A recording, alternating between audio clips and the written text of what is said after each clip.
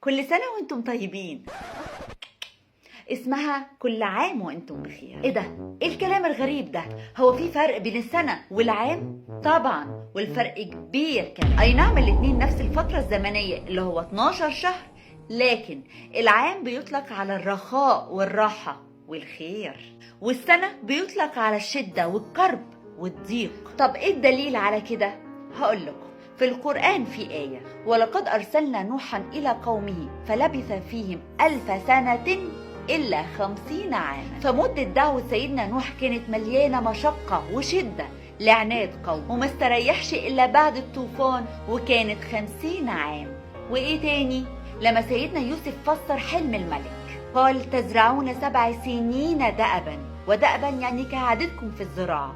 والآخر الآية: وبعدين ثم يأتي من بعد ذلك عام فيه يغاث الناس وفيه يعصرون. يعني بعد سنين الكرب والشدة دي هيجي عام هيغيثهم ربنا فيه وينجيهم وينزل المطر. والسنة بتستخدم عامة كوحدة قياس للتعبير عن عمر الإنسان والتاريخ والفترات الزمنية، ولكن عام بنستخدمها للإشارة إلى السنوات الاستثنائية في المواضع المتعلقة بالتخصيص والترتيب. ايه الكلام المعقد ده؟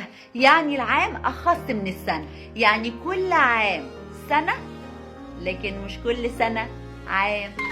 هنرجع تاني للتعقيد.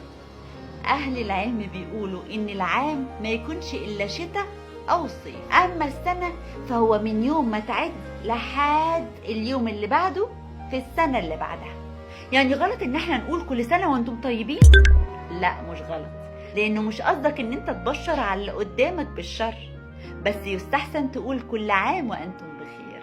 وفي الاخر العادة اللي بتغلب وبنقول كل سنة وانتم طيبين. وانا هقول لكم كل عام وانتم طيبين وبخير ورضا وسعادة. كان معكم بسمة مجدي، اشوفكم على خير.